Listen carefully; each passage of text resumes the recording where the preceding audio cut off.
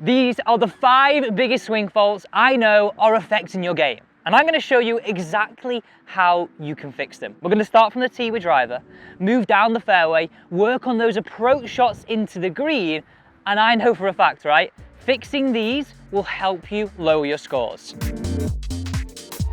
The first swing thought I want to start with is early on in the chain, the takeaway. I often think about it like this. If you start a journey, let's say from here to the airport, right, and you take the first turning wrong, it takes a lot longer to get there and we all get a little bit upset, right? Same thing in your golf swing. The ball's gonna fly all over the place. So the first swing fault I want you to look at here is the relationship of the toe to the heel in your takeaway. I never wanna see the heel start. I think from player cam you can really see this. And I never wanna see the toe start. I want you to try and feel nice and simple to fix that takeaway and get the iconic position we see. I'm trying to think of some of the best players in the world right now. Let's go Scotty Scheffler. He's pretty good right now after a recent win. I want to see this position. The toe and the heel move away together. That's us simply just keeping the club face square. So I would just nicely even build this into your pre-shot routine. Not toe starting, not heel starting, trying to move them away together. And my little checkpoint is 2 waggles before every single shot of getting that position right there. And you know what? You could just simply look at that, copy that, and bring that into your driver swing right now. The second swing fault on my list, you'll be happy to hear, is that club face open at impact. So when we're swinging in, that club face pointing to the right of our path and our target line. For a right-hander, that's gonna end up over here, and for a left-hander, that's gonna end up over here. And here at La Cala, on the Asia course, on the 4th hole, wow, this golf resort has some tight, very beautiful golf holes. Now, let's just talk about how we can fix this. Now, don't worry, there's not just a one size fits all. There's 2 ways you can do this. Let's start with the first one. Let's have a look at this grip here. Let's say this is our grip we're looking at, roughly 2 knuckles showing, and our club face at impact is still pointing way out to the right.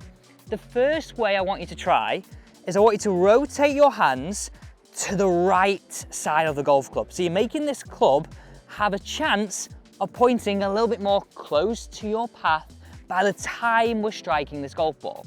Now, if we create a grip like this, we need to match it in a release style. And I would really strongly recommend, if you're somebody that's a little bit less mobile, maybe a little bit more senior in age, you can actually steal a few yards here, which is always a Brucey bonus. So I would really feel, if I'm rotating my hands to the right, as my way of controlling my club face, we would need to feel a little bit more roll of the forearms through the release and a little bit more roll of the wrists to aid me to square the club face. Think of your grip as your steering wheel to your shot, and then you're matching that with your release style. So that's the first one I want you to try. The next one, I would definitely say if you're someone who's a little bit more athletic, a little bit more side bend through the golf ball, we had a grip that was maybe a little bit on the weaker side, what you could feel is that as we're swinging down now in this downswing, could we feel a little bit more flexion as we start down to allow our club face to be a little bit more square into delivery and then therefore square at impact. Now, I would stress this would require a lot more flexibility, but definitely one we can learn and bring into our game. So what I recommend is try both out on the range, take them to the course, put yourself under pressure and see which fix works best for your game. Next on my list is the fault of applying the same swing for your driver as you have with your iron, or vice versa. Now, I want you to be really aware of the subtle differences, and it's easy this. Think of 2 dots, one in our sternum and one in our belt buckle. Let's take driver here. I want you to feel with driver at the top of the backswing, the dot in your sternum is slightly behind your belt buckle, and then at impact, it stays slightly behind your belt buckle. Now, this is where you're gonna have the fix for the irons. I'm thinking about the swing slightly differently. I want you to be really aware now with irons, those 2 dots, so the sternum and the belt buckle at the top of the backswing with iron, sit more on top, and at impact, sit more on top. This is going to help very much more of a downwards hit as opposed to an upwards hit with your driver. That's exactly why you can't go down the route of thinking of the swing the same. That would be a huge swing fault. So just think about the dots. Moving on to the next swing fault, and we're looking now at the top of the backswing, and more importantly, this position right here. Now, the reason why me and all top coaches want to have a look at this position is that it has a huge impact on where we get at impact. Now, the issue would be, and the fault, is when we have a very cupped lead wrist. And all that means is this position right here. And the influence that has on your club face is it will be open. Now with an iron, that's going to promote a more scoopy contact. With a driver, if you're a driver, you're probably looking at shots that travel way off to the right. And have a look at this shot right here. I don't want weak contact, and I certainly don't want off to the right or a saved action. Now, let me just demonstrate that. And I would really just do some one-handed swings for me, to be fair. I want you to go to the top. If you're cupped and you do nothing, where does my face end up at impact? Way off to the right. So that's where a save, a scoop would have to get you out of trouble.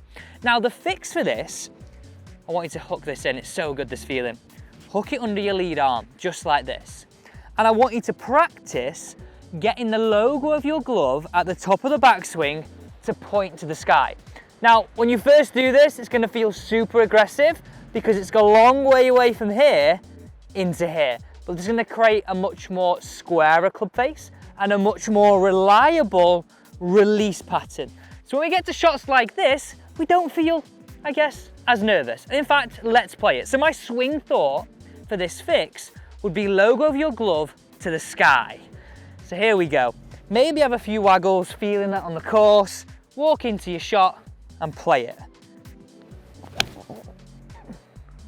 And that was a beautiful hit. It's all over the flag. Let's hope we get the club. Oh, go in the hole. That nearly just went in, just like that. We said we were going to talk approach shots, and here we go. 75 yards out. Now, arguably, this is the bit, apart from putting, that makes a huge impact on your scores.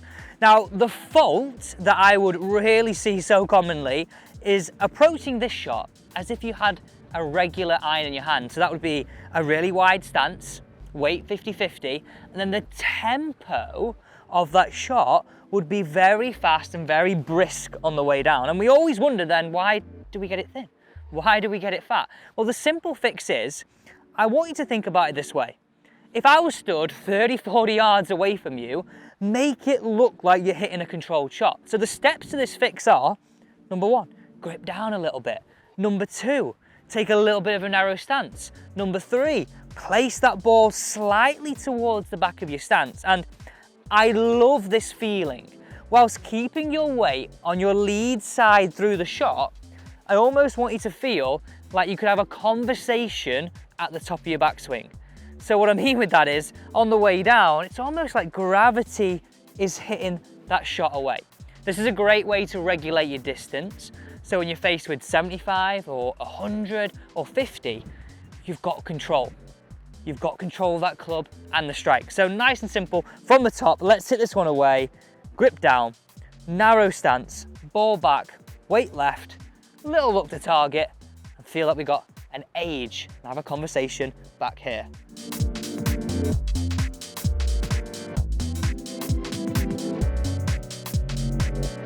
They're my 5 biggest swing faults and exactly how to fix them. I see them so much in my lessons, and I know they're really gonna help you. Don't forget to like this video and subscribe to Golf Monthly's YouTube channel for more content just like this.